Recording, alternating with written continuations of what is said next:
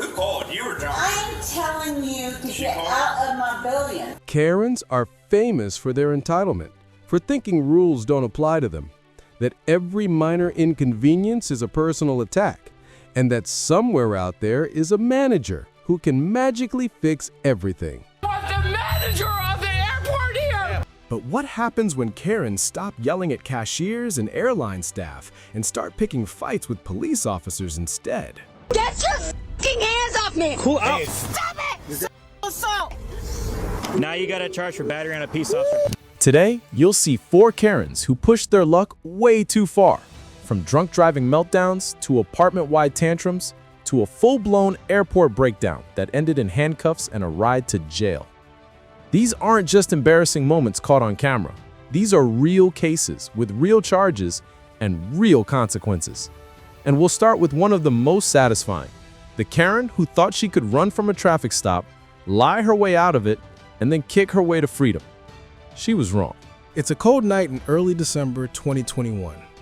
On a New Mexico highway, multiple drivers dial 911 with the same terrifying story. A blue Hyundai is swerving between lanes, nearly hitting oncoming traffic head-on. A state officer responds, spots the vehicle, and pulls it over. This should be a routine stop, until it isn't. Just as he steps out of his cruiser, the blue Hyundai takes off. Too fast, too reckless, and with other cars on the road, chasing her at high speed could make things even more dangerous. So the officer does the smart thing. He radios in the license plate and description and continues down the same route, hoping he might get another chance. A few minutes later, he gets one. Parked outside a nearby gas station is a familiar blue Hyundai. The driver is nowhere in sight, but the cashier quickly points the officer to the restroom. What are you gonna do about Come out of the stall and get out. Now. I'm peeing. Oh, Come out of the fucking vehicle. fuck! Get out here now. Fuck! Get out! The excuses start immediately, but the officer isn't guessing. Witnesses and staff have already told him exactly who just walked in. He needs one more thing, a clear admission that she's the driver of the blue Hyundai. Once she confirms it, that's it. She's legally detained. He brings her outside, cuffs her, and tries to keep this traffic stop from turning into round 2 of Catch Me If You Can. She's not just drunk, she's furious, yelling that she did nothing, twisting away and trying to pull free. The officer isn't taking any chances this time. He radios for backup. While a second officer watches her, he tries to do something surprisingly difficult in 2021. Get a drunk Karen to tell him her name. Her excuse? She didn't flee the traffic stop, she just had to go talk to the manager. Not exactly convincing. Inside, the gas station manager confirms her identity, Jamie Granger, driver of the blue Hyundai. He also apologizes for the bathroom door, which is now broken thanks to her attempted hide and seek. I don't know. What's your name? Jamie Jamie what? Granger. The only place you're going is to jail. I didn't do anything. Okay. I did not do anything. Okay. Please let me go. I just want to call my boyfriend. So the officer switches tactics. If she wants to call her boyfriend so badly, maybe that can be leverage. As they talk, the officer notices something else. The smell. The call to police wasn't random. Several drivers reported her failing to maintain her lane and nearly going head-on into them. Now add alcohol to the mix. So I noticed that while we were in the bathroom that I smelled a faint odor of alcohol coming from you. Have you had anything to drink today? A little bit. A little bit. Is that why you ran from me? No. Her story is falling apart. But instead of admitting anything, she keeps insisting she had no idea he was behind her, that this is all a misunderstanding, that she just wanted to pee and talk to a manager. The officer has another tool, field sobriety tests. I saw you driving the car. When I got out of the truck and walked around, you decided to take off. No, I Yes. did not. No. Yes. They uncuff her hands and walk her over to a yellow line on the road. This is standard. Check eye movements, balance, ability to follow directions. But Jamie doesn't even make it to the second test. Don't start yet, okay? I didn't tell you to start. Do you understand my test? You know what? I'm drunk, okay? As he searches the car, he finds what he expected: 2 open bottles of vodka near the driver's seat.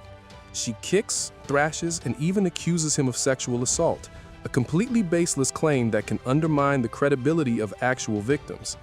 During the struggle, a kick to the officer's chest disconnects his body cam. When the footage comes back, she's out of the car, still crying, now with an extra charge: battery on a peace officer. The officer still has a long night ahead, towing the car, transporting Jamie, booking her, writing the report. We, thankfully, can jump straight to the conclusion. In court, Jamie Granger pleaded guilty to aggravated DWI and 2 counts of battery on a police officer. The exact sentence isn't publicly detailed, but her behavior speaks for itself. And as reckless as that was, our next Karen manages to take drunk entitlement to an entirely different place: her own apartment building. Our second Karen should have been a routine call. 2 officers are dispatched to an apartment building for a noise complaint. The call came from a woman saying she needed help and wanted officers to come speak to someone. By the time they arrive, the only problem is her. She's drunk, angry, and has decided the cops are now trespassing on her property. Outside of my building now. She's slurring her words, jumping from topic to topic, and clearly has no idea what the officers are actually there for. For the record, she's the one who called them. The officers stay calm. They're not here to fight. They just want to know why she called 911 and whether there's an actual emergency. If she used emergency services for no reason, she could be facing a charge for misusing them.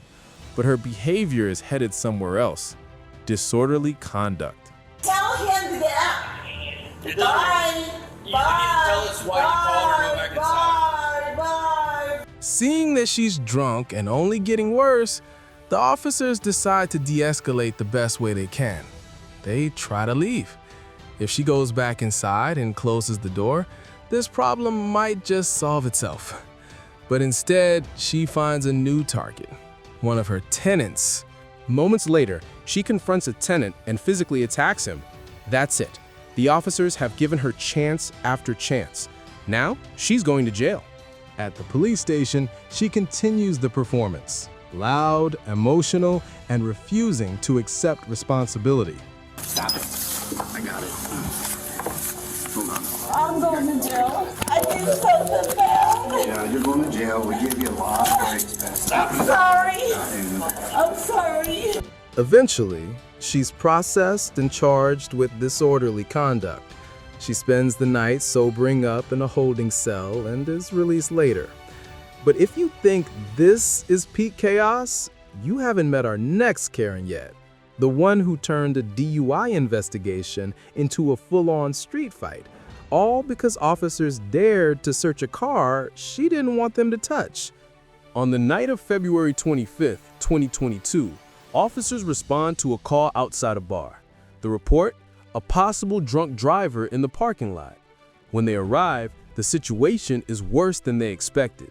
The driver is passed out in the front seat with the engine running, his foot pressed on the gas. The only thing stopping the car from launching across the street and into traffic is the fact that it's in park. You were passed out with your foot on the pedal and the gas, the accelerator. You realize what could have happened here, right? He admits it. He's been drinking, he's been smoking, and based on how they found him, he's clearly too impaired to drive. Instead of fighting it, he basically gives up. No field tests, no drama. This should be where the story ends. A driver gets arrested or cited, the car gets towed, everyone goes home safe. But then his girlfriend walks out of the bar. She sees officers searching her car and goes nuclear. Oh my God, what the going on? That's my car. Okay, well here, I'll... What the are you doing? You need to calm down. No, you need to get the out of my car. Under arrest. You want to be... For what? Then talk... So gotta record this right now. The officers try to explain. Her boyfriend was passed out behind the wheel with the engine revving. They smell marijuana. They're legally allowed to search the vehicle. She doesn't care. In her mind, it's simple. Her car, her rules. She's wrong on the law, but she's absolutely committed to the bit. Despite multiple warnings, she continues to scream, interfere, and refuse to back away from the search. After several minutes, the officers have had enough.